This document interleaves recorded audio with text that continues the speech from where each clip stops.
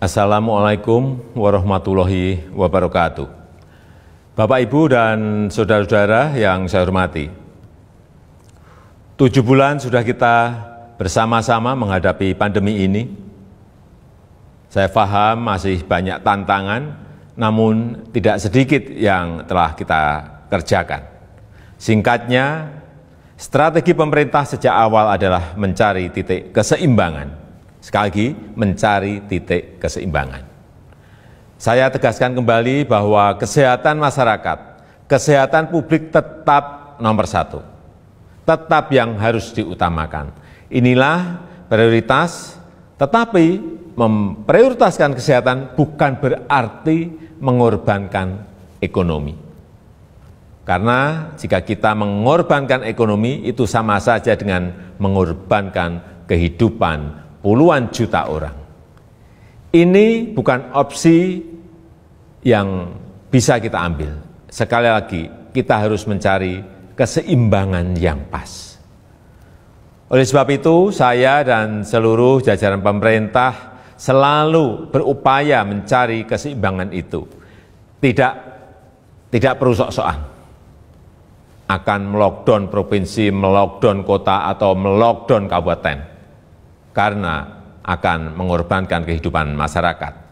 Tapi kita tetap serius mencegah penyebaran wabah supaya tidak meluas. Hasilnya bagaimana? Ini yang terpenting.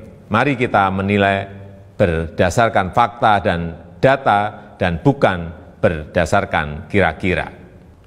Saya bisa mengatakan penanganan COVID-19 di Indonesia tidak buruk, bahkan cukup baik.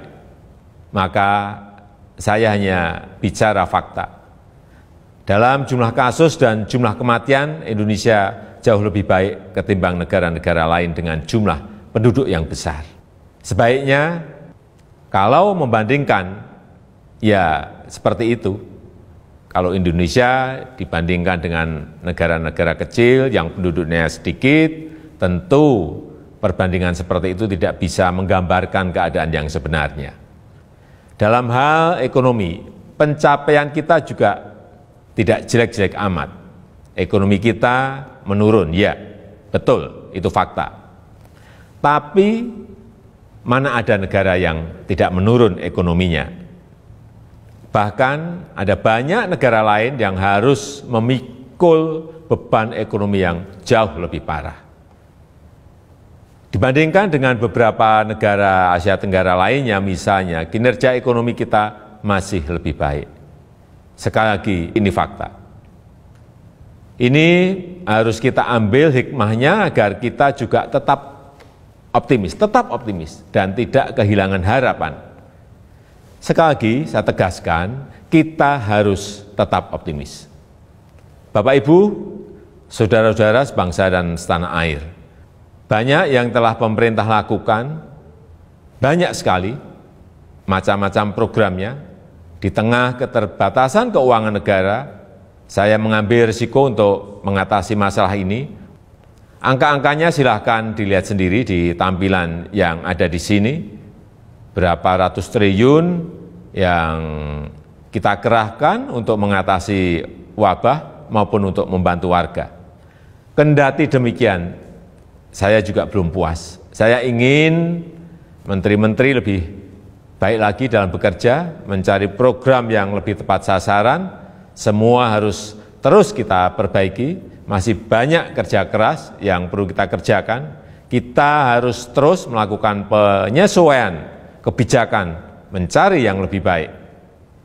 Masyarakat jangan ragu untuk melapor. Menteri Dalam Negeri telah saya perintahkan untuk terus mendorong pemerintah daerah membuka keran-keran aduan atau masukan untuk perbaikan kebijakan ke depan. Setelah 7 bulan, banyak yang bisa kita pelajari dari wabah ini. Misalnya, pembatasan sosial. Saya kira harus kita sesuaikan. Untuk itu saya menekankan pentingnya pembatasan sosial skala mikro atau mini lockdown. Kita buat lebih terarah, spesifik, fokus, tajam untuk mengatasi masalah COVID, tapi tidak membunuh ekonomi dan kehidupan masyarakat. Ini yang harus kita lakukan. Penyesuaian kebijakan itu jangan dianggap pemerintah mencela-mencela. COVID ini masalah baru. Seluruh dunia juga sama, belum ada negara yang berani mengklaim sudah menemukan solusi yang terbaik.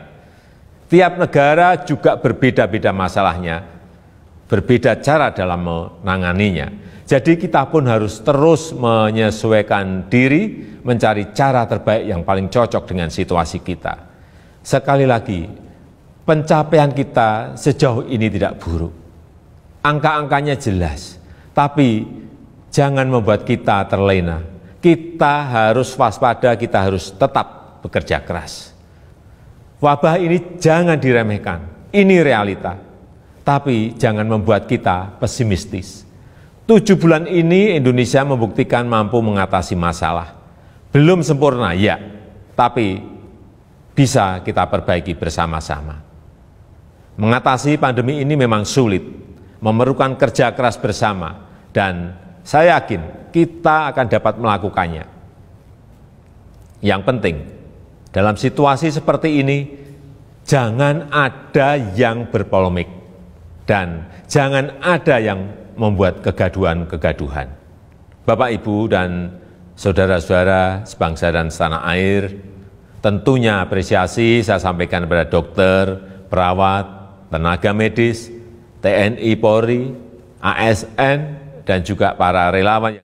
Namun, tidak kalah pentingnya adalah peran serta masyarakat untuk berubah, menyesuaikan diri, menaati protokol kesehatan. Lakukan dengan disiplin 3M, memakai masker, menjaga jarak, mencuci tangan. Tetap optimis mengatasi masalah. Saya percaya jika kita saling melindungi, saling membantu, saling mengingatkan satu sama lain, kita akan mampu melalui masa-masa sulit ini. Semoga Allah SWT, Tuhan yang Maha Kuasa, meridhoi dan memberkati segala upaya yang telah dan akan kita lakukan bersama-sama sehingga dapat keluar dari krisis ini. Terima kasih. Wassalamualaikum warahmatullahi wabarakatuh.